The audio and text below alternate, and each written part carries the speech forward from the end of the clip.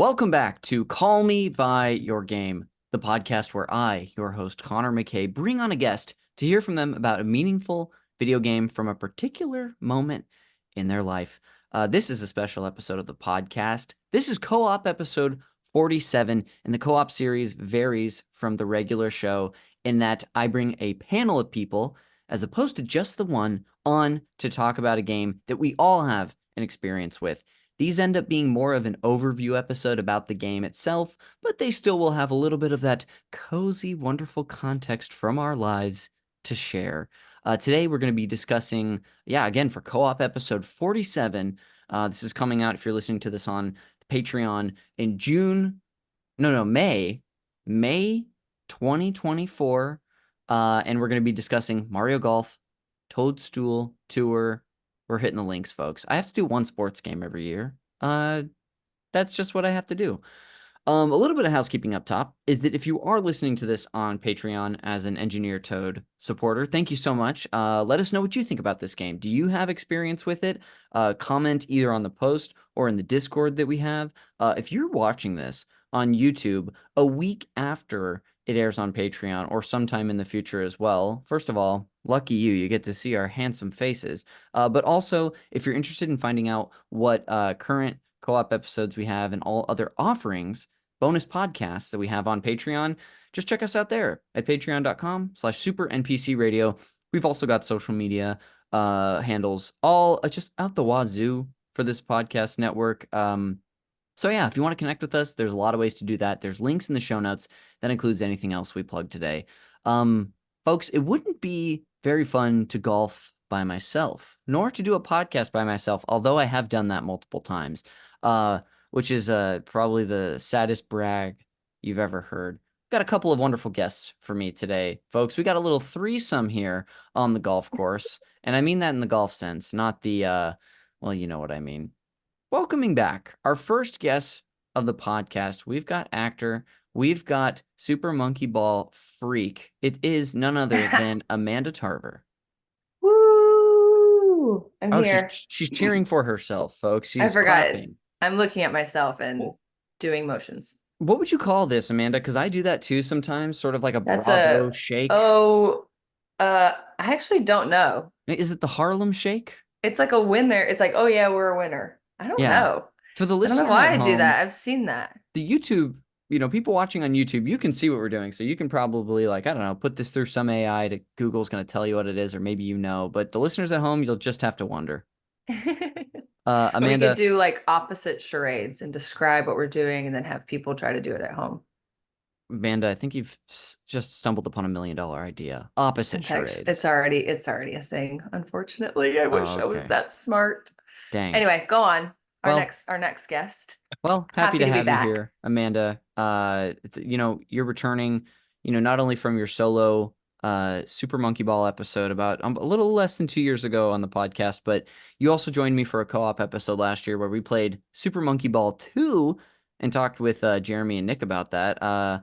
So yeah, you're a bit of a little GameCube girly, I think. Well, I'm breaking out of my monkey ball cage and talking golf now.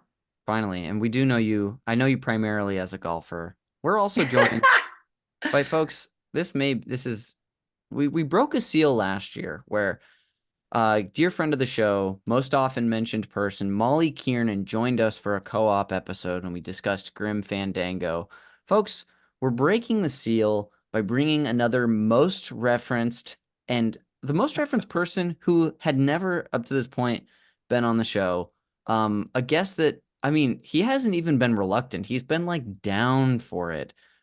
We have actor, 3-point shooting specialist, and my son/father, none other than Stephen Loomis. Son/father is the best part of that. Reluctant is, not even reluctant is correct. Not even asked is the correct way to phrase that. More demanded? Well, Connor's favorite thing is to tell someone to do something but never actually ask them to join, which is probably what's happened to Loomis on this podcast. Well, not to air our 10 years of friendship out immediately, but I also 11.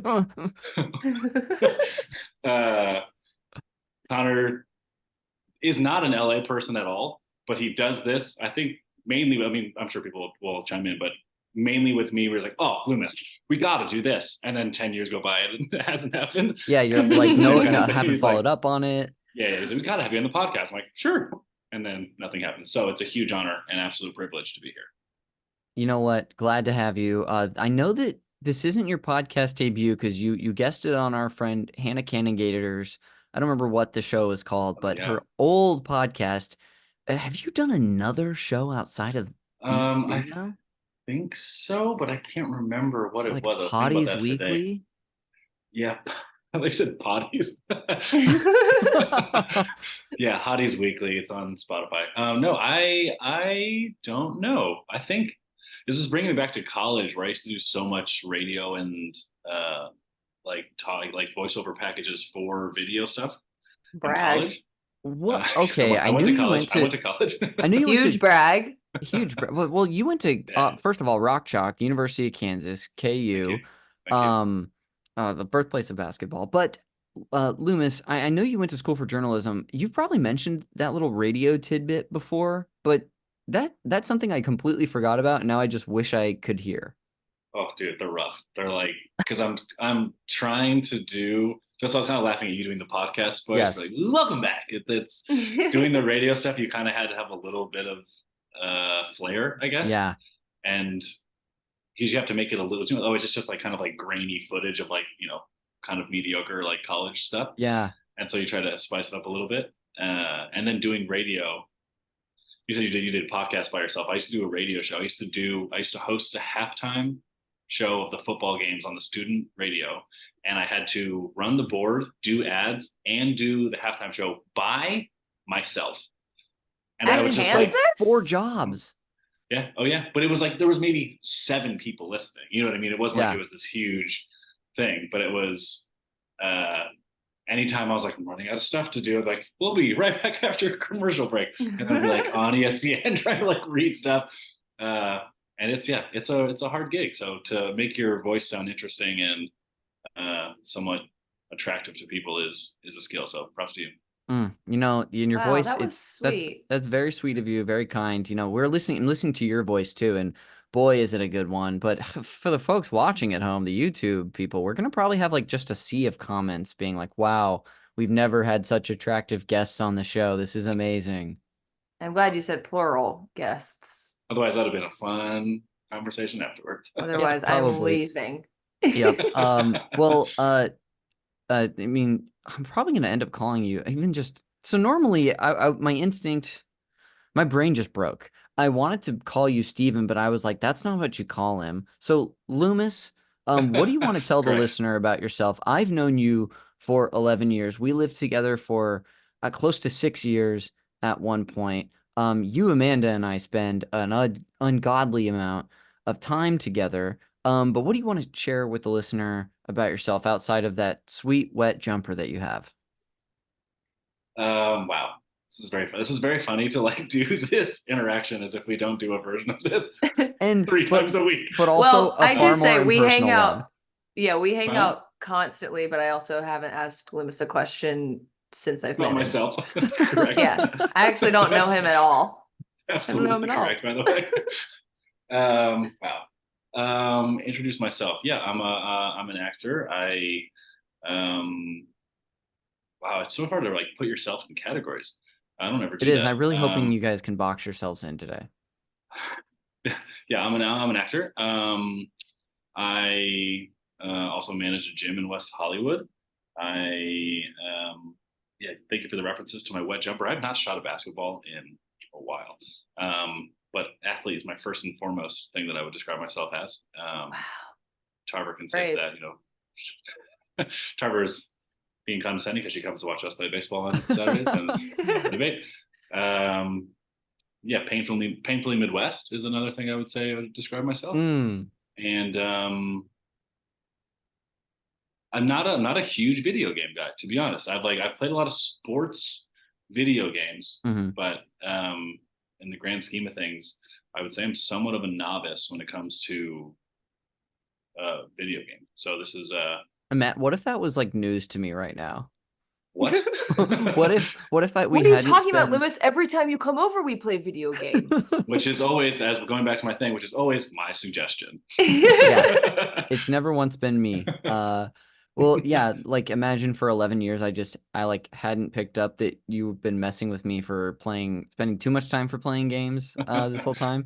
But no, I mean one of the great things about the show, which I may have mentioned to you before, is that regardless of whatever level of gamer that you are, whether it's someone like you who plays sports games casually, or it's someone like Amanda who will go hard on a game once every 6 years, like you did with Super Mario 64, Amanda.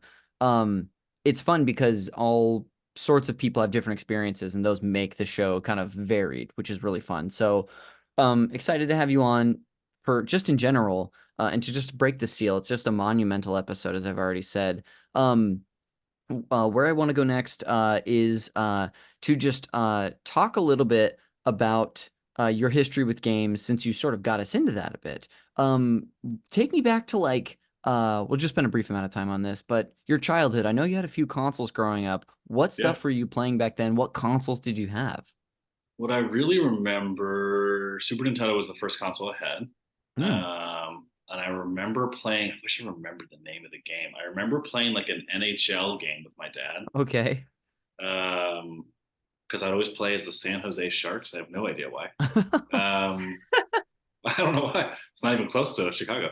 I remember playing that a lot. And then we got an N64, and then we got a GameCube. And those are the ones where those were my kind of like foundational pieces. Yeah. And so my mom was very strict, and so I couldn't play video games during the week at all.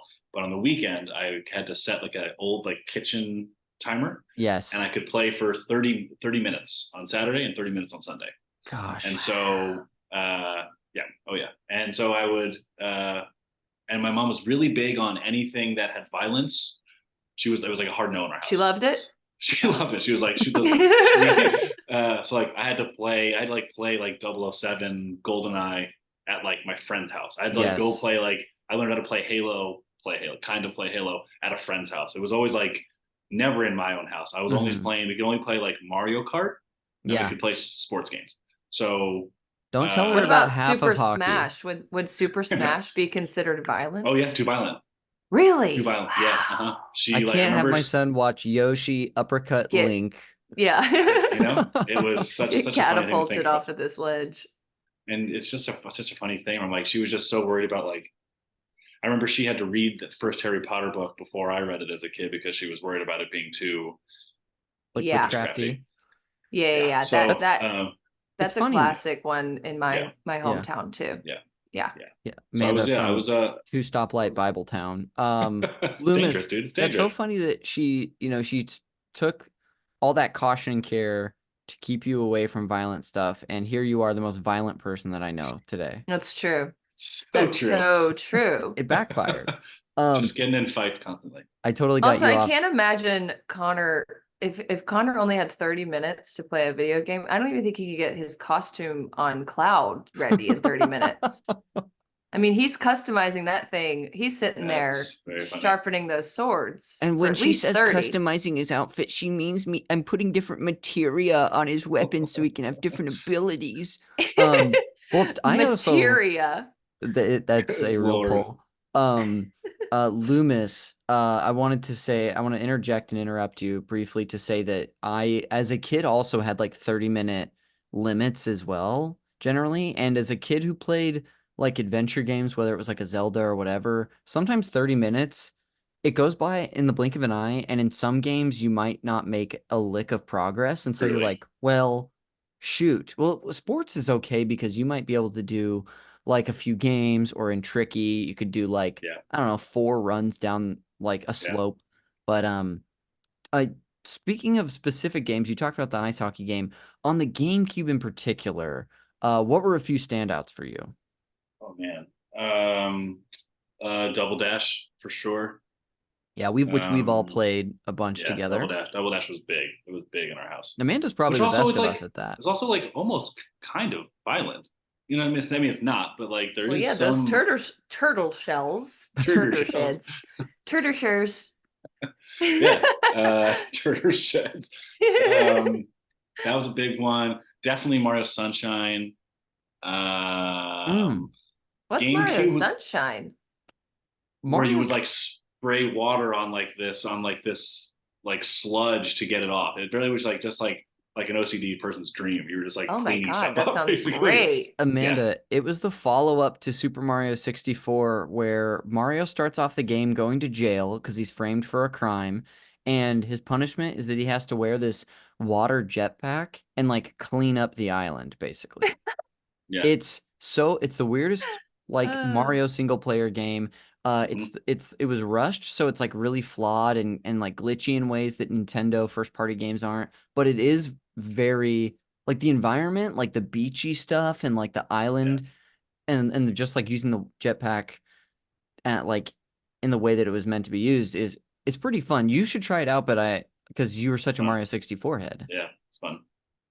And this is also my, I think, Cube was my first like, oh, I'm like really into, because like NCAA football was big on GameCube. Oh, yes. Um, yeah, and then there was MLB, there was NBA Live. That was like the beginning of Madden for me. So yeah, I used to love NCAA college football. I can't remember what year. I think the Oregon Ducks were on the cover. I don't remember what year that was. Maybe 03, Oh, so 04. like a Mariota. Oh, back in the day. Yeah, yeah. Yes. Yeah. And because there was like a game, there was like a version where you could play as just the mascots. Okay, that's awesome. So it would just be like, like a Oregon Duck and a USC Trojan just like running into each other. that's so funny. Yeah. And then obviously once you could like create your own player, that's when sports games for me were like really, I took a big jump. I think my dad got me a PS2 when I was 15, maybe. Mm-hmm. And that's when I was really into like, okay, I can make myself. And he's going to have an arm sleeve, probably 2 arm sleeves that had band double leg sleeves. He's able to dunk like the 3-point line. That was like my real like, oh, I do like video games in this way. But when it came to like, I'm terrible at Halo. I'm terrible at like first person shooters. I just Yeah. I can't operate in that way. Sports make sense to me because I've played sports my whole life. But anything else besides that, people have such an ability to just kind of grasp, like watching you figure out a game like on your first run through. I'm like, oh, my brain doesn't even operate Yeah. like that. And it's Sports unfortunate. games for me were just more simple. That's just years and years of wasted time that have allowed me that ability. Yes, so they are. That's great, dude. I mean, I've gotten to hear a bit of this before, but it is fun to hear from you again. I I remember too when we lived with each other at what we affectionately referred to as the Coke House. Sure. And then after that, they were still, even though I think at the like by the time we lived there, they already had come out with a new generation of Xbox, but I still had a 360, and you would buy there was like 2 maybe 3 years where you bought like the new NBA 2K and just would like Yeah. play it on the 360. Yeah. I love basketball video games just make so much sense to me, and they're Mhm. quick, and it's constant action. I don't have to figure anything out. Yeah. And if I can like figure it out to get somewhat good, then it like itches that scratch in my brain of like, okay, I'm like actually kind of good at this video game, because I think I still struggle with like not being good at something, and Sure. video games is like a hyper example of that. Of Let's unpack that. So for me, I think it started obviously when I was doesn't speak for 20 minutes and then Yeah. chimes in like that. Yeah, ask me a question. I'm just kidding. Yeah, I God. can't. I like hearing about Loomis. It's at least the first time. I yeah, like you drop me in Halo or drop me in, like some like open world thing. Yeah. I like not knowing where to go, and like this people are just like down to explore, and I'm very much I need like, okay, I want to play a game in 30 like minutes. a little structure. I need a little structure in my life. I'm the same. I mean, yeah, I don't like to explore too much. You need a goal. That's why I like Portal. I'm like, okay, I know I need to get over there. Yeah. Or like Mario. Mario Party is a great version of that, where I'm like, okay, like we have a certain amount of time and there's like Right. little mini games in between that I can do, but just being like Red Dead, I'd be like, I don't know Yeah, what do I I'm just go? supposed to I do just go this. talk to all these people Yeah. and say Yeah. hello and then Yeah. call it a day. Pretty much. That's I want to bring up a couple more things before we move on. I know I've probably extended this segment longer than you were expecting anyway. You have a console to this day. You have an Xbox One. Mhm. Do you It's really still just have collecting active? dust. Do you still turn that on to use it? Because I know it's been giving you problems. It's but truly, thank you for bringing that up. I will probably need to buy a new one. I tried to play. What did I try to play the other day? I tried to play MLB The Show, and like the computer, like the Xbox was just like it was just like giving Yeah. me really hard times just trying to Yeah. like log in. I just was like, Mm. no, that's. I It's know that I've also making pretty loud noise, and I'm like, Yeah. should be. I've mentioned it before, but the Series S, the one I have, is pretty cheap now. It started at $300, and I think it's cheaper than that. So if you ever want a Oh shit. replacement, it's Okay. pretty good. All right. I have a couple more highlights I want to say is that yeah, we played a lot of Mario Party together over the years. One game that you and I played the hell out of is NFL Blitz on the Oh yeah. N64. Oh yeah. We would just trade games going back and forth. Yeah. Truly such a highlight doing that. Have you played that, Tarver? No, he doesn't Never. let me play the sports games besides golf. Yeah, You I'm won't get this. gatekeeping that from you, aren't I? Um, That's so No, well, usually when that comes out, I'm already asleep. yeah. that's It's Loomis, after is there hours. anything else that you wanted to say about your just general history with games? oh man, Blitz is a great game. Gosh, that's a foundational piece, I think, for it's gotta be a piece for so many people our age. That game was huge because you didn't even actually necessarily have to know a lot about football. You kind of like you could almost button mash Yeah, and pretty like much. get your way out of it. Yeah, that game is great. I'm trying to think if there's another game that is the first game I ever remember playing is I think what was the first Mario game on Super Nintendo? Super Mario World. Super Mario? Yeah. I used to play that with my dad. Oh, My dad was like kind of not a video game guy at all, which same, but he was like into that game. And so I remember playing that uh with my dad, which is such a funny memory. I haven't even thought about that in a very long time. dang. That's good. I Yeah, bet if I turned it on and like nostalgia would probably flood back. I think there was a Zelda game on Super Nintendo too? Yeah. The first Mhm. one? A Link to the Past. Yeah, I played a little bit of that. Wow. But I remember like my mom being like knowing that I was like all my friends were starting to really get into video games. And Yes. I kept asking, well, I remember I kept asking and she was not doing it. And I remember she like found a workaround, which was like she would get us like kind of educational computer games. Mm-hmm. So like you remember Oh. where in the world is Carmen San Diego? Mm-hmm. You had to like do information like that, and Did you then ever play Jumpstart? no, Like how was first I that? did grade, Jumpstart. second grade. It was like purely educational. Was But Oregon Trail educational? Yeah, pretty sure. much. Yeah, I mean, it's I like a played that survival too. game, but yeah. That was one that my mom allowed me to play that, and that truly is the full extent of my video game history. Dude, I mean, even you saying that, I'm like, oh yeah, I know you played the Backyard Sports series Oh too. Did you yeah. play any of the just humongous entertainment like children's point and click games like Freddy Fish or Pajama Sam or Putt Putt? No, I've never heard of No, any of those. the whole series of games. He We don't. made those up. Yeah, that's Pajama off the top of Sam my head. did? Pajama Sam. Spy Fox. No. You know the gang. Loomis, thanks for sharing about your general history with games with me. Amanda, before we move on, any video game updates from you since you were on, I don't know, 10 months ago? Have I played anything in 10 months? Am I Hmm. is when did I do Mario? Over a year ago. Yeah. I see time makes It no was like sense to me. February of 2023. Wait, Monkey Oh Ball wow. was 2 years ago. Well, there We was my original Call Me by Your Game episode was Monkey Ball, and then we did a co-op on Monkey Ball. the next But year. I remember you in your Monkey Ball phase, and I'm trying to think that was 2 years ago. Well, that That was first maybe time, a year. yeah. Okay. Yeah, we were really in it like last year. I think you probably played with us a few times. Mhm.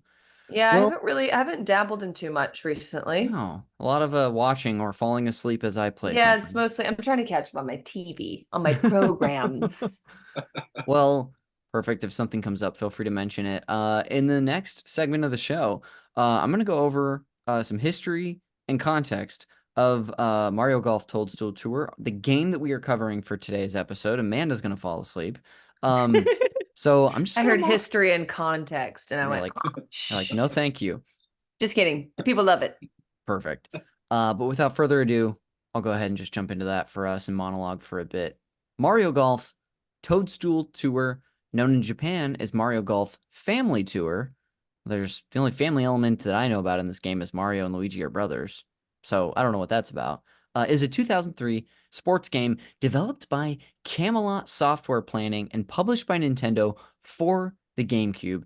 It is the sequel to the 1999 Nintendo 64 title Mario Golf and is the third game in the series. It was released in North America on July 28th, 2003, and in Japan on September 5th of the same year, and in PAL regions the next year in 2004. I want to talk briefly about this company, Camelot Software Planning.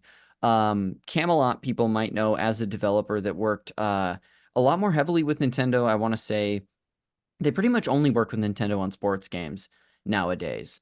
If you go and look at like the games that they have published or like helped develop over the years, but they started out, I believe, known as like, gosh, what was the original name for this company? It was something like they worked with Sega a lot, and they had like Sonic. It was in the name of this development group. They worked on games like Shining Force was one of them. Like yeah, the whole Shining Force series, and a game that would end up essentially being the building blocks for the Mario Golf series, including the one on the Nintendo 64, was Everybody's Golf, a game made in 1997, which I'll ask you, Everybody's golf. you know what? You're Everybody's golf. golf. I'm golf. Yeah. Everybody's golf. Yeah, you get it.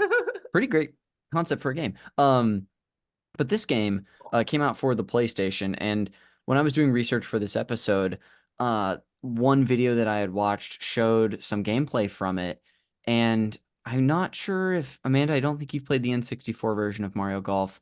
Loomis, you may have, and I'll ask you about it. But if you watch the video, it's just like so clearly the building blocks for the game, not just the way that it plays, but the way that the camera moves, the way that the players look, the way that the like different angles they use. It's really interesting. But Camelot now, you know, they made the Golden Sun series in the early 2000s, a series I like, but it's truly like since 2012, they've only made sports games for Nintendo. It's like the Mario Sports series. They work on basically the tennis and the golf series. Hmm. Um, Going Wonder back a little why. bit to what'd you say? I wonder why. They Probably only do just like sports. they probably just specialize there They and just like have found a a groove. Loomis. They have a Loomis on their team. They And they're are like, the I only know Loomis. sports. I don't get Yeah. the rest of this stuff. They are the Loomis of developers, I think. Yikes. Toadstool Tour features characters and elements, of course, from the Mario series. There are 16 playable characters in total, each with a set of golfing attributes that reflect their style of play. For example, Donkey Kong has a crazy slice to his swing, but hits the ball far. Peach doesn't hit the ball quite as far, but she's got her default stroke is straight ahead with no curve to it. The game also features connectivity with Mario Golf Advanced Tour on the Game Boy Advance using the GBA Nintendo GameCube link cable. And the game itself was met with positive reception upon release. In general, reviewers praised the game's visuals, sound, and variety of courses, although a perceived lack of advancement from its predecessor was criticized. The game became a part of the Player's Choice label in 2004, and Player's Choice, which is the copy I have here. If you're watching on YouTube, you'll see it. It's when they put this like little extra label on the game, this like yellow thing here, Amanda. And they'll do that for like a lot of like the big distributors will do that if if a game sells over a certain amount of copies, especially back in the day, they like PlayStation 2 would have like a little red like logo on it, which it honestly just made the game cases look worse. But uh, all that being said, this game sold enough to get that. Um, Before we get into like the time that the three of us have had with the game over the last couple months, um, Loomis, I wanted to throw to you. Have you played Mario Golf on the Nintendo 64? I think probably. Yeah, I don't remember anything outstanding to me about it, but sure. uh I remember I think there was like a learning curve where I was like allowed to play. Ooh, because Mario Tennis was on what? Also the N64. Yeah, I think we had that first. And Mm, I think my mom was hesitant to do sports games unless I did the like Mario version first. sure. So I think that I probably have played Mario Golf on the 64, but only in like a beta testing way to then play. Because when was the first Tiger Woods? I want to say, Oh oh, I three? mean, No. I think that was out on like the PlayStation, 2000? if not earlier, but there was versions on the GameCube and PlayStation 2. It might have been like 2000. Could have been. So yeah, I think my first memories are playing uh Mario Tennis and then maybe Tiger Woods, but I definitely played Mario Golf in 64. Okay, cool. I grew up with this game and the Mario Tennis for the N64. This was a game that I would dip into every so often, or I would suddenly just get like a hankering to like get into it. And it's kind of like the GameCube version. It's one of those games where you usually can do pretty well, but you can always see the room for improvement. So I would be kind of motivated to like continue to pick it up so that I would get a little more consistent. Is a ton of fun. I asked about that because I should have made us all play like a round of that game. Um, because I booted it up recently, and when we started getting into Toadstool Tour, I was thinking to myself, that, oh, this doesn't seem like it's that kind of like the criticism that I read about. It didn't really seem to me like that Toadstool Tour took a big jump from N64 to the GameCube version of Mario Golf. And then when I played around in on the N64 version, like I flipped on that totally. I was like, wow, they've actually made the GameCube version, they've made a significant amount of like gameplay improvements. Outside of the fact that the game looks 20 times as good as the blocky N64 version. Um, I was really surprised. I've played a little bit of I have Mario Golf on the Game Boy Color, which had like link capabilities with the N64 version. And like you, Loomis, I played like a Tiger Woods game. I think on the GameCube. Mhm. I don't remember like Tiger Woods PGA Tour or something, which is a little more. I think those games are lean a little closer to the sort of simulation style of sports game where they're really trying to simulate, the specificity and all the things that go into it. Whereas this game is more of like an arcadey, accessible sports game, even with its, you know, room to grow and own specificities. Amanda, is this your first golf game you've ever played? It is. I'm pretty sure. I have maybe like taken a celebrity swing on someone else's game Okay. growing up, but Yeah. no, I've not dabbled a lot in golf games Did you ever or Mm. play? I think games it's in called general. Golden Tee, like at an arcade where you just there's like a big ball I and you was just go gonna like, say, yeah, I was gonna say that like the only thing I've done is like, yeah, at an arcade. yeah, It has yeah, that big ball and you go, mhm, yeah, Oh yes, you like kind of roll it. It's like sits yeah, in the art in the uh-huh. cabinet. yeah, I And a have man, played that. you know, okay, cool. The next thing I want to get into really quick is actually like our time with the sport of golf itself. Since anytime I talk about a sports game, whether it's like covered SSX3 last year or like a baseball game, I like to talk about people's connection to the sport itself and if they've ever played it.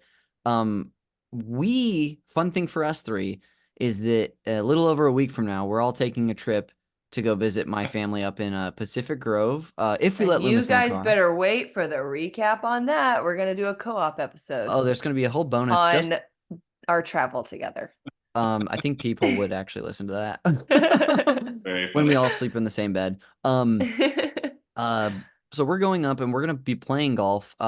Me and Loomis, my dad, and I almost said my stepbrother, my brother-in-law, are gonna go play, and Amanda's coming with us as well. But Yeah, Amanda, I'm tagging along. you've gone out and you've swung clubs before, right? I have. I mean, I grew up playing a lot of putt-putt. We would go like on a Oh, little, trashy trip to Daytona Beach, Florida, and putt-putt was always on the agenda. that's good. Fun fact, one time growing up, kids or a lot of families in my town would all go to Daytona around the same time. And so my family and a few other families were putt-putting, mini golfing, if you want to call it that. And this one I kid who do. was like, I don't know how old he was at the time, 4 or 5, something like that.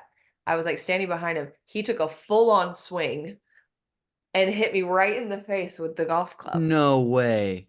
Like I caught it like almost like as it was coming towards me, but he definitely like clocked me. And then uh this girl that was my friend also, she hit her golf ball into one of the little like water traps. Uh-huh. And you know at mini golf, like they're dyeing that shit bright blue. Yes. And she went to grab her ball and fell in. And all like she was wearing like all white and she came out and she looked like a blue like popsicle. What the hell? Whoa. The And trick is to just those make stories like just popped back to me as we were talking about it. that that that must have been a trashy place, because the trick is to just have like the surface where the water's sitting in to be blue No, as no, opposed to no. It was dyeing the like water. there was some like color, Wow. food coloring in there or something. I don't know what it was. Oh my God. But yeah, I grew up. I mean, I didn't play a lot of mini golf, but like anytime we would go on a vacation, we would be mini golfing. Okay. And then a few years ago, went to the Los Feliz 3 par Mm. 3. Los Feliz 3 is a movie theater. Los Feliz par 3 is a golf course. Mm. And yeah, it was the first time I truly swung a club, but I did decently well. But I had someone there who was like telling me kind of what to do, like, oh, like adjusting my swing. This is like, sounds like the three of us Um, playing Mario Golf Toadstool Tour together. exactly. So I did pretty well, but I feel like golf for me, and then I've been like to a driving range a couple times since that Los Feliz par 3, but I don't, the mechanics of it don't quite make sense to me. Like, how's our arms straight? How are we twisting? What are we doing with our legs? There's too many moving parts. And somehow my Well, back always ends up hurting afterwards. it's one of the hardest things to learn as an adult if you like haven't played golf growing up. Yeah. To try to like implement all of that is just next to impossible. Yeah, it doesn't make sense at all Yeah. to me. I think there's a reason why so many people like have golf as a hobby but suck, is because it's just so difficult. Yeah, it's not, you can't like just pick it up Mm-mm. and have a good time. Not unless Like, you're old Stevie Loomis over here.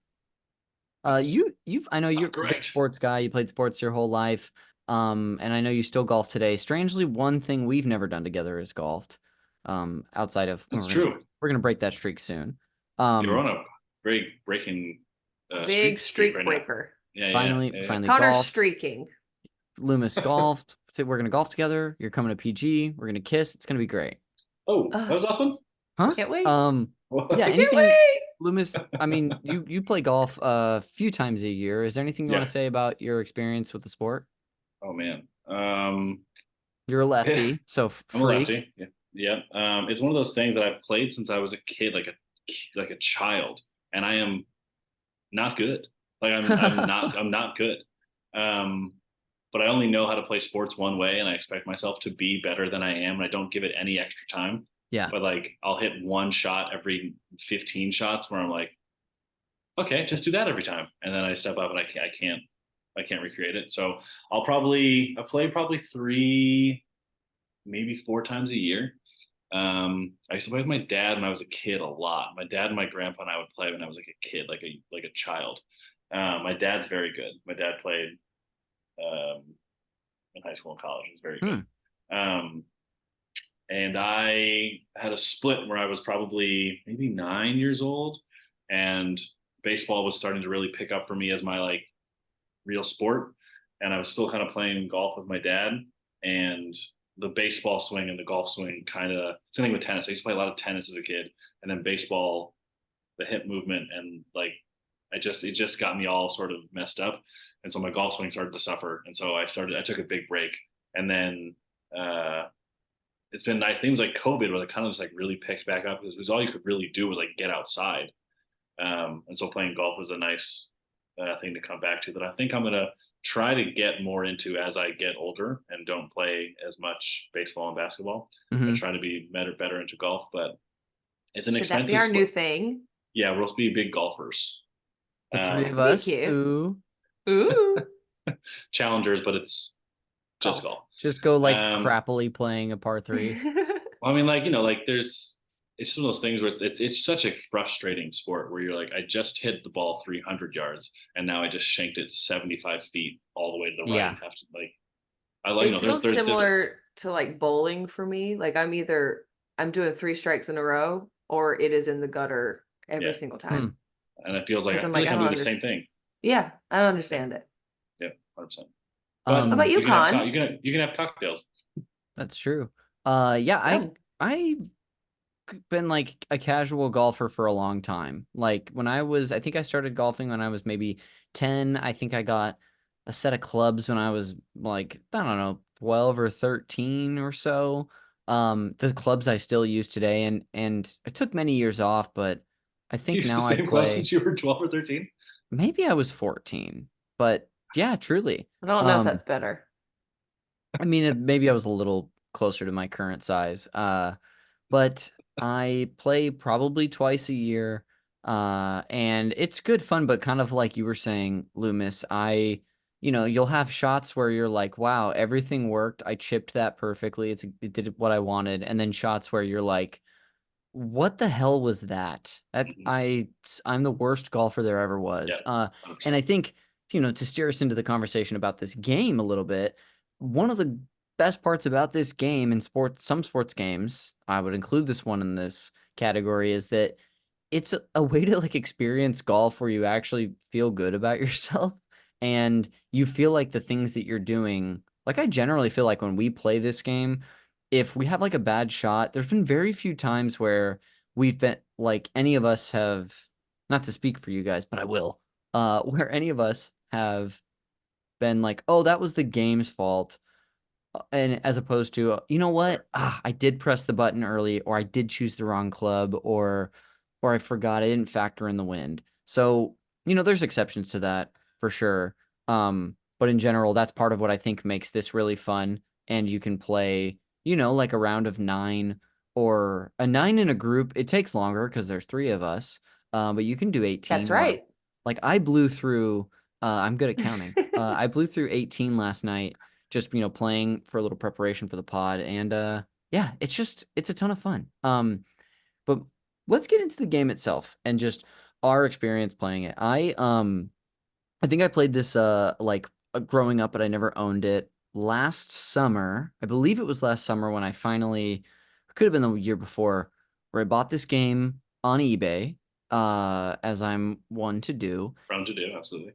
And I knew I wanted to play a sort of like Mario sports game this year for the co-op series. I kind of went back and forth between which ones. And then when I decided I wanted to play this, I gave myself a lot of lead time to just casually play the game. So I think, you guys, we've been playing this for like 2 months. Just like really good. Okay. We haven't been playing as much lately. Like I forced us to play around. We kind of fell off a bit. We definitely did. I forced us to play around last week. NBA playoffs and watching playoffs, and also The Last Dance really has taken up some golf time. Sorry about that, guys. it really has, as we've been rewatching. Should we just talk about that? We could. This game though has a ton of game modes. Let's see. I probably won't go through all of them, but there's a few different ways that you can play this game. I know one. There's our Amanda's favorite. What do you want to call it, Amanda?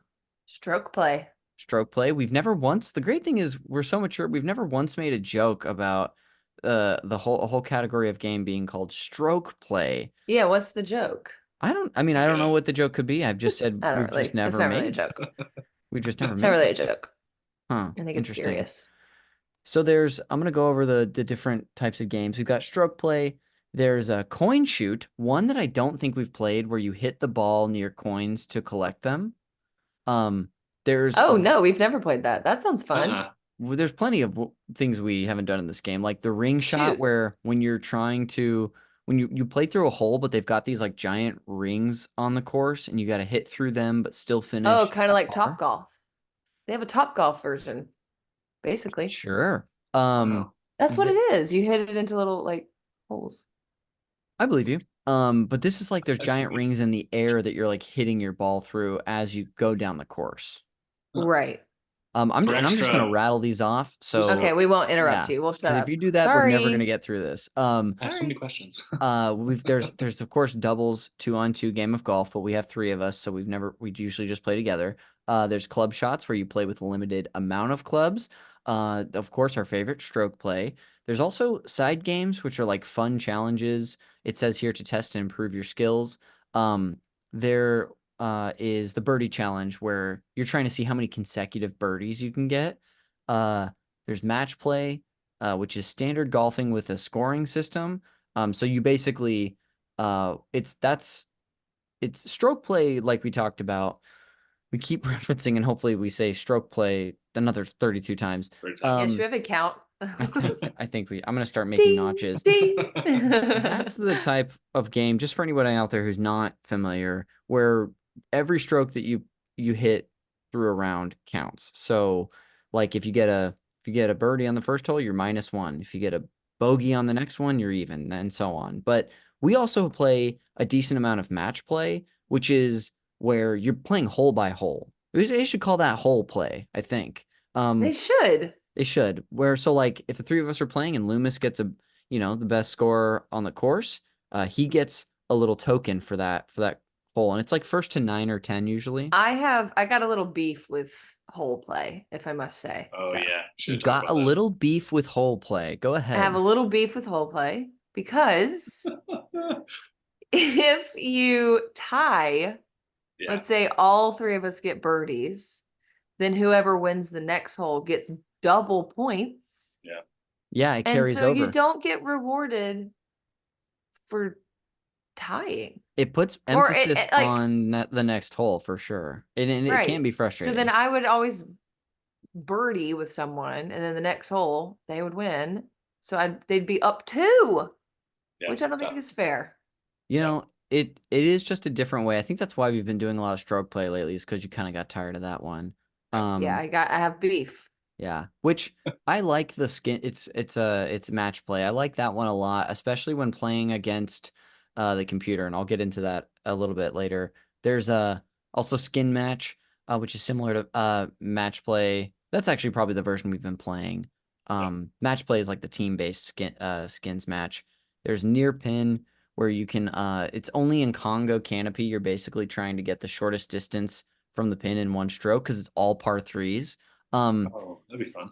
There's a few more, modes and stuff. There's a ton of playable characters, of course. This is the first time that Diddy Kong was included in like a Mario game to be played. But there's a few, there's not just like bonus characters like Daisy and Diddy, Bowser Jr., Shadow Mario, Petey Piranha, but there's also 2 transferable characters that you can get if you play the Game Boy Advance version and hook it up to your GameCube.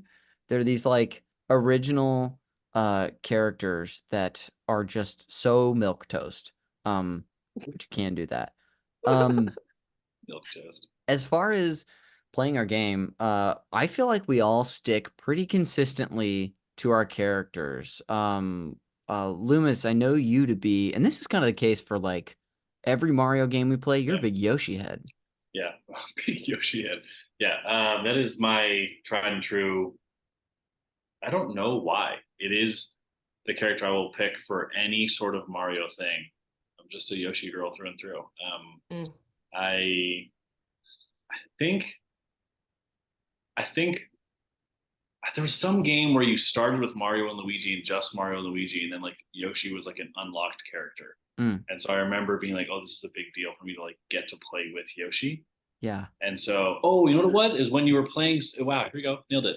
when you were playing Super Mario on the first Super Nintendo, you could get Yoshi and then you could ride Yoshi and use his little tongue to get stuff. Yes. And I remember being like, oh, why don't I just play as Yoshi the whole time? I don't even need Mario. Yeah. So Yeah, get that dead weight out of here. Get off me, get off my back. And yeah, so that started my affinity for Yoshi for sure. Yoshi, I feel like remains super popular. Like in a lot of games, he's really fast. Like in Mario Kart, I think he's got really good speed or acceleration. He's also not as boring as like picking Mario, who is, you know, Mr. Generic. Or like picking one of the bad guys. Like, I don't want to be Waluigi. You know what I mean? Like, yeah, I'm not a pervert. Or Wario. You know what I mean? No way. Yeah, like. Yeah. Yoshi too. He like correct me if I'm wrong. Yoshi has a pretty straight shot as well, right? Yeah. Or is there a no little? There's no movement at all to it. I feel like Donkey's the only one that has like a. I think so. A curve. At least at least the characters we play with. Is it like a wink to? Is it a wink to like bananas? You know what? Wow, that would be good if that was. Gosh, that was really impressive. I mean, speaking of which, that kind of brings me to... I'm adding a lot to this pod, guys. You really are. You're a fully dimensional, great podcast guest. Every podcast he's on, is that a wink to bananas? Is that bananas? Every single time. So when we play together, I like to play as Donkey Kong. I sort of became like a donkey head 2 years ago when we did the Donkey Kong Games Club on this network in the back half of the year. I started like using Donkey Kong in Mario Kart, and so that transferred over here. He, like we were saying earlier, is really powerful. He has one of the longest drives in the game, but it does have a huge slice to his swing as well. And he's a lefty as well, so there's that you got to account for. When I play solo though, yeah, he's a lefty. I can do that. Yeah. There's some Loomis representation out there. When I've been playing solo though, folks, I usually play with Star Peach. So like, okay, cheater, because that's my character. I'm playing with Amanda's souped up peach that she likes because with you guys, with you guys, of course I'm competing to win, but I also like a bit of an extra challenge, and I don't mind losing to you guys because that brings me joy when you win. Thank you. You're welcome. But when I'm playing just like solo against a computer, I want to just, pummel them into the ground and not have any extra room for error, with like a bad slice or whatever. There's just less stuff you got to account for, I think, with a straight swing. Speaking of which, Amanda, you're a Star Peach user. What do you have to say about using Peach? Well, remember I started off with Diddy. Oh, you did? Are you Star Peach? Are you Star Peach across the board? For like every now Mario I'm game, Star like Peach. No, I don't typically go for Peach. Honestly, Connor told me that Peach had a star, and I was like, need, because I kept losing. That's right. So there's a feature. Right? So I started Diddy, because I remember if you hit the buttons as you play, as someone else is about to swing, it has fun little like woohoo. Oh man, there's nothing I love more than bothering you guys as Donkey Kong making his Donkey Kong 64 noises. Okay. Yeah. But then to be competitive with my boys, I started doing Star Peach. Yes. I want to talk about this character a little bit. There's a feature in the game where you can unlock this is kind of consistent through these Camelot Mario sports games, where you can basically unlock like a powered up version of each character. The way you do that is, let me see, what was the mode called? Star mode. Is it Is it star mode? Is it star mode? No. Oh, it's character match. So you basically compete one-on-one against a character, and if you beat them over I think it's 18-hole course, then you unlock their bonus version. The most recent one I did was I beat Luigi, and so I unlocked that star version of Luigi as well. But Amanda, any thoughts about using Peach? How's that gone for you? It's been great. I usually drive a little bit further than you guys. Usually. But then I really beef it on the green. I have something to tell you guys that I hadn't considered until last night, and it really made putting a little easier. So good. I'm glad you told us. I just learned about it. Our universal gripe, I would say, and you guys might have more gripes. You can feel free to list them all. But the biggest gripe that I have about this game is the close range putting. Even though it has a setting where you can basically shorten your putting range to the shortest amount. If you are within a certain distance, I think it's like 3.3 meters of the hole, on your initial 2 button presses to putt, it's basically impossible to stop at anything shorter than 3.3. So you kind of just have to pray that you have to time that really well, basically. That's something that it usually isn't a problem for all of us, but I feel like every time we play, at least one of us has a hole where we over putt a hole that we're basically standing in. Yeah. Or over. 100%. 100%. So just like, But did you figure something out, Connor? Playing? I did, but what were you saying, Loomis? Oh, sorry. Oh yeah, that if you don't know, they don't make it easy to say it's just a tap in. So you have to like press double click like as fast as you possibly can. Yeah. Oh, and you better believe I'm not pressing it the second time, honestly, at all.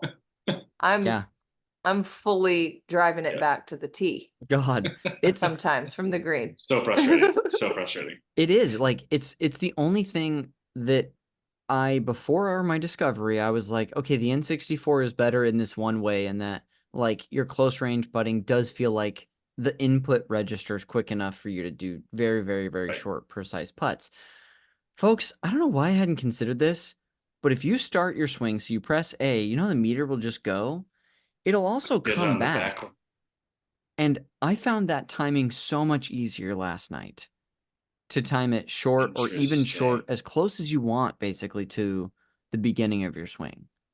So we should definitely play, like, I know Too Bad Loomis, Amanda and I have, so we're just going to talk about this on pod. Amanda's birthday is tomorrow on the day we're recording this. And we're going to dinner. Happy birthday, Tarver. Going to dinner for her. So unfortunately, Loomis and I don't get to have our usual baseball practice into into debauchery. Debauchery, sure. Which Amanda joins, I think 80% of the time. We loop Amanda in, but all that said, we should play this soon. Because truly it was game changing for me for a couple putts where I'm like on top of the hole. And then yeah, it was just something that like I wish we would have known earlier. Dang. I just wish that they would have like, I don't know. I don't think to like wait and then because the whole game you don't play that way. At least I don't. Right. So to think that you have to wait all the way. Yeah, I don't know. I didn't even know it was an option. I know that like there's been several times where one of us starts a swing, like an actual swing off a tee, which differs from putting. Putting, there's only 2 button presses. But off a tee or like basically any other time, there's 3 button presses. You start your swing, you try to time your second button press as close to your desired distance on the meter, which you can adjust in this game. Another thing I love is like, but anyway, I'll finish that thought in a second. And then you press it a third time when you go back to the start of your swing to try to make the timing as good as possible. I also learned, again, all this prep for this podcast, I should have done this months ago. You can set, depending on what, when we do that, it'll tell you can press A or B. Mm-hmm. They do different things. Let me see if I can pull this up right here. I just had it. Wow, we should have researched before we started playing. Truly. So if you press AA, which I think we always do, it's top spin. If you press B, it's backspin. If you press AB, it's super top spin, and BA is super backspin. So like on those So how is that different than loft? How we do the loft? We could basically do like a super loft where it almost can, I would assume the best case scenario is it could almost like sit, if not like move, like roll backwards if we ever needed it to. Wow, very interesting. We're gonna have to do a part 2 of this podcast. We need to play. Actually know how to play. Yeah, truly. But okay, so that was that finished thought, I think. Wow. But yeah, putting is just 2 button presses. But overall, playing this game, maybe I'll throw to you, Loomis, first. Once something that sticks out to you, outside of that first gripe we talked about playing this game together, whether it's like something in the game specifically or us 3 playing in this room, contextual wise. I think as for me at least, this like for most Mario games, I have so many memories of playing Mario games in a social setting. Yeah. It is a very like accessible game to play.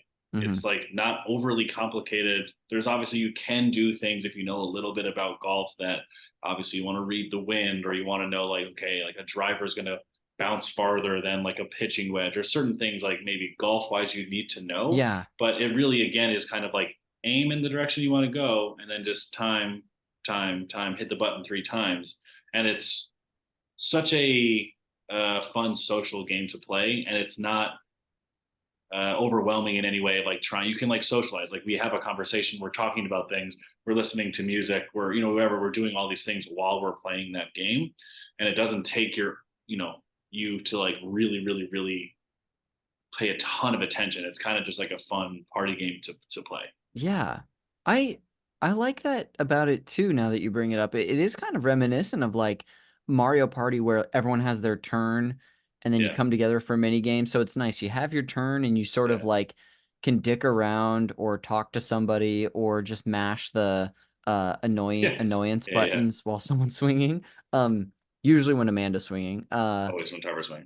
Of course. Um so yeah, that is totally true. And it's like one of those things that I really like about games is that I feel like, I mean, of course, the three of us just get along swimmingly, but even if you didn't like really connect with someone, this might be like a nice little activity just to do, kind of like regular golf, I guess. Yeah, I think it's like the you're able to because it's not constant motion. Like you can't really. I mean, you can have a conversation when we play like 2K or play NBA Live. We're talking a little bit, but it's like really short.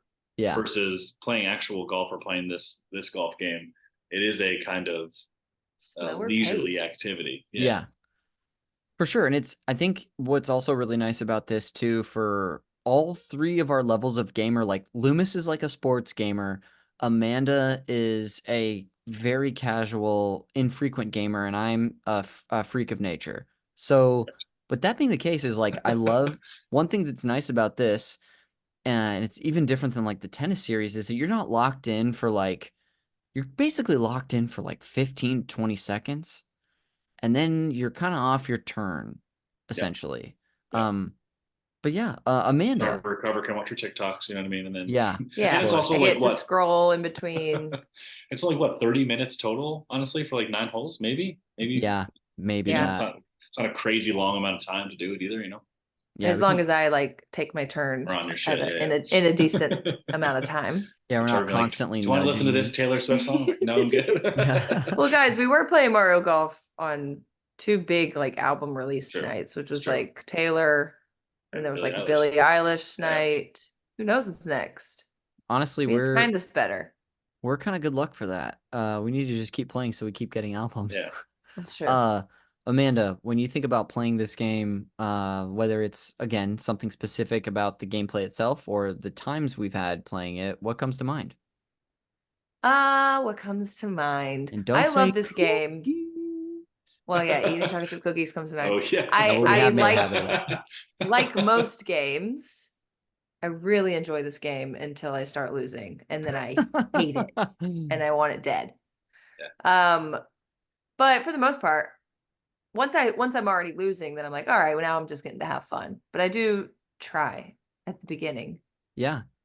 Um, what else do I think of? I think of you just telling me how to do my swing, which I do appreciate. Really every I time. mean, I do like Amanda? that. Yeah. If it were me, if it were me, I'd just Maybe scooch to the 2 left. notches back. I think that's gonna be great, Trevor. I think you're gonna like that. I think you're really Yeah. gonna like that. But it is funny though, as we all sort of like help each other Yeah, that with is true. our swing. We're kind of like a caddy for each other Yeah. in a Mhm. way. Which is helpful because sometimes like one of us might not notice something or like I'll have an instinct about your shot. Or Loomis won't be able to see what the Or wind Loomis's says on the eyesight's so screen. bad. Yeah. Do Loomis you have is like, glasses, Loomis? what is it? No, I need to go fitted for them. Yeah, we need Go let's take fitted. Amanda, let's take Go our get fitted son for them. to the eye doctor. Yeah.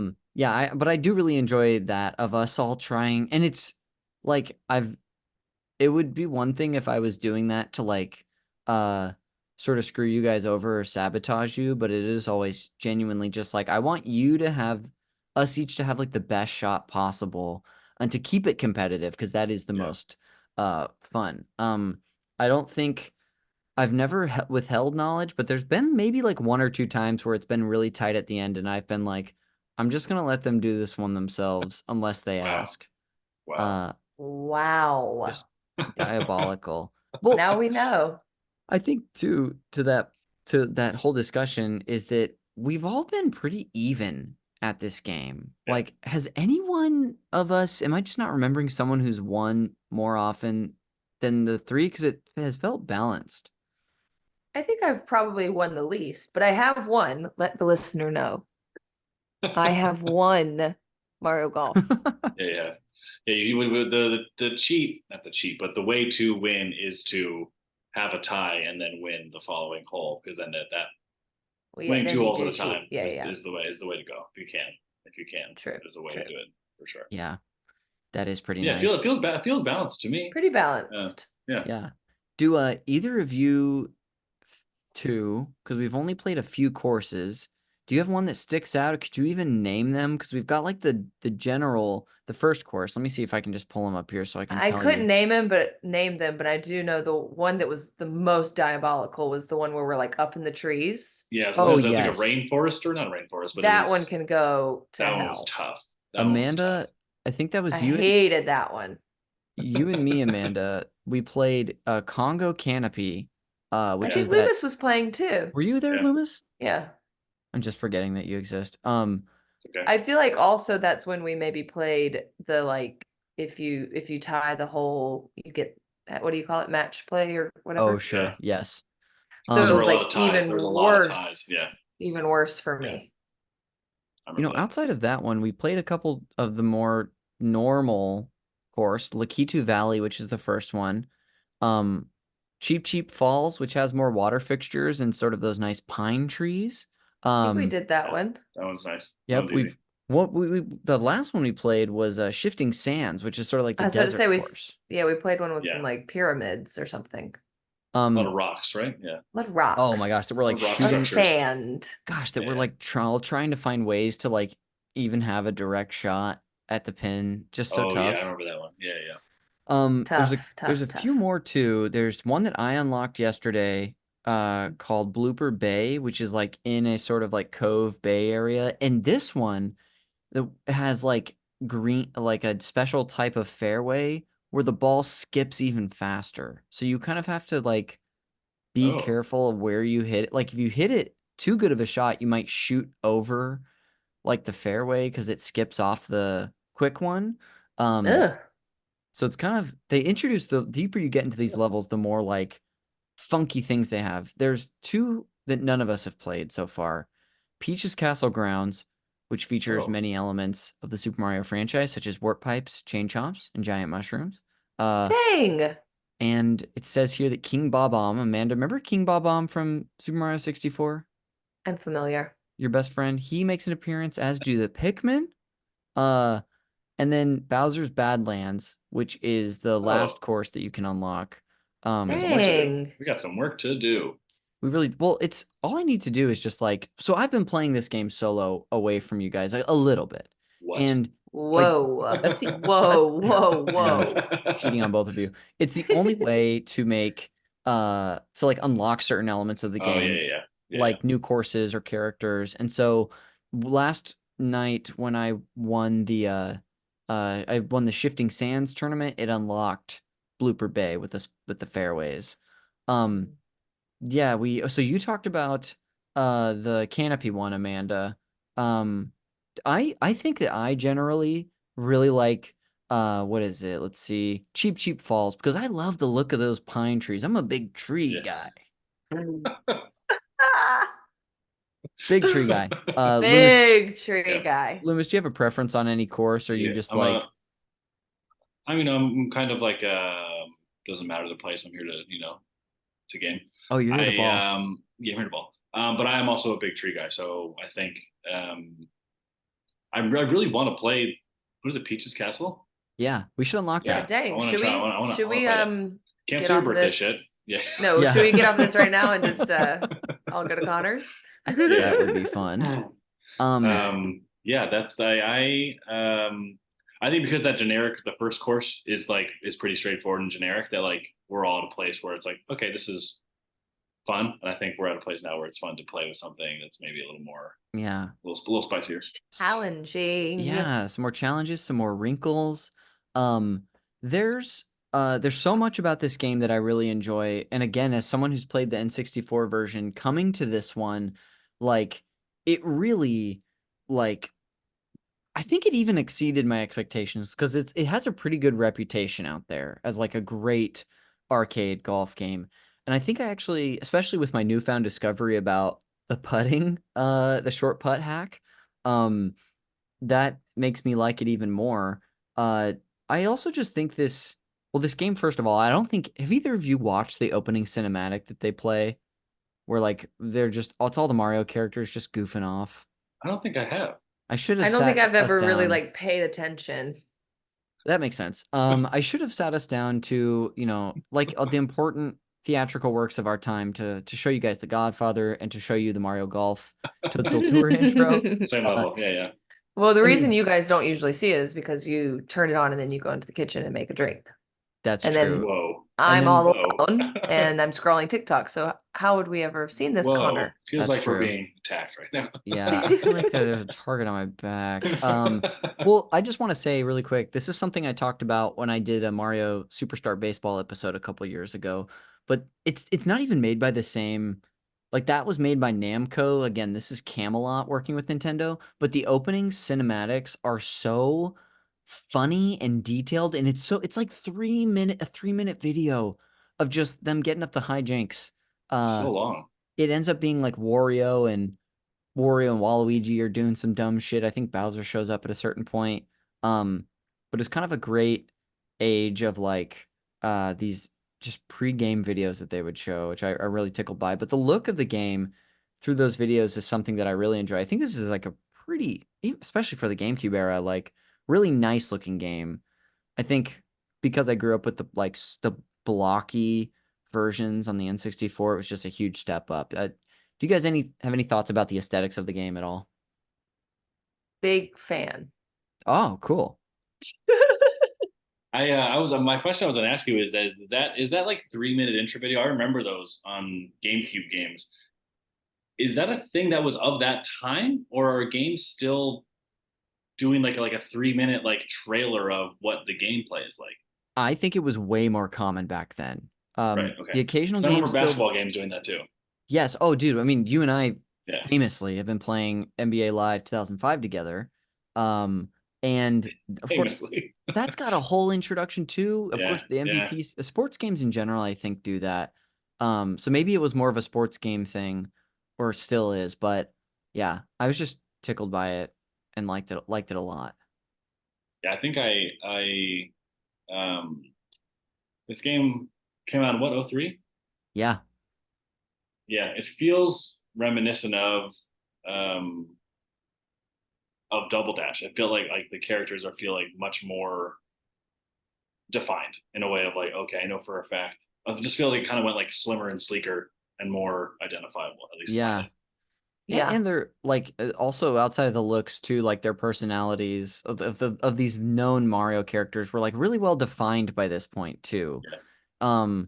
I bet neither of you two knew this, but the first Mario Tennis game, which I think came out before the first Mario Golf, that was like Waluigi's debut, and he was created so that Wario would have a doubles partner in tennis. Wow. Wow, I didn't know that. Yeah, there's a lot of like theories too around about like where Waluigi came from, because like on so many of the ways that his character's rendered, the I guess the backwards or upside down L on his hat, the logo is always like peeling off, almost as if he stuck it on himself. Oh Mm. wow. Yeah, so there's a lot of Does he have his mystery. own like game? Waluigi has never had his own game. He's like the only one of the iconic Mario characters who never made it in Super Smash, and it's a whole Wow. thing. Yeah. That's a conspiracy. Yeah. he's a big freak. Poor guy's getting excluded, and if you exclude people Wow. like this, it's only going to make it worse. It's true. So true. Wow, that's so funny. I didn't know that. As we sort of wind down our discussion on this game, I'm sort of running out of like big topics to discuss. Do either of you two have anything else that you wanted to bring up, whether whether it has to do with the game or just like us hanging out while we've done this? Maybe Amanda, I'll throw to you. Me? Oh God. I mean, I don't have very many thoughts. It's been a fun little couple months golfing with my boys, as opposed to other things we do together, which is also involves usually sitting on a couch, That's true. looking at a screen. That's true. But And soon, I usually am looking at a smaller screen by myself. that's true. Gosh, this makes us TikTok. feel like we don't have a great time. We all have a great time. We should go out more. No, I'm good. Loomis, how about you? Is there anything we haven't talked about when it has to Going do out with on us Friday. playing this game that you want to bring up? I think I'm grateful for Aw. you because it's a Yes. I think it's like your love language is video games is a thing that matters a great deal to you, and I think you do a great job of when you're entertaining people or people over your house or people that you care about. You're really great at in combining those. You're really great at like having a game. You're great at finding a game that matches other people's level of gaming and interest, and like you can gauge on who's like a really big gamer and would be like, oh, this is kind of boring for them, and you're good at picking a game that goes like, this feels accessible and fun for all of us, and it combines all of your favorite things, which is video games and like having people that you care about over at your place. And I think it's been a great little fun little adventure just to have something that isn't just us watching basketball or eating cookies or watching or basketball documentaries while we documentary, which we still do. Which we still do, but plenty. I think it's been a nice little addition to our normal hangs, which is nice little additional activity. And thanks for saying that. Pretty cute. We went through like a little Mario Party phase, and now we're on a Mario Golf phase, which has been fun. Yep. Yeah. Also, Loomis was a lot nicer than me. I feel bad. I should have said something sweet.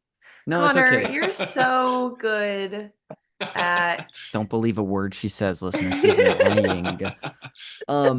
Yeah, no, that has been really fun, and I definitely want to keep playing this with you too, because I'm not really tired of it. I think especially because we've like haven't played as much lately. I still have the craving, but I wonder. It makes me want to try. Like, I wonder what other games could be. I'm gonna just keep my eyes open for other games that sort of fit this good mold. Like, pick up and play for a half hour. 3 of us all have a similar interest. Yeah.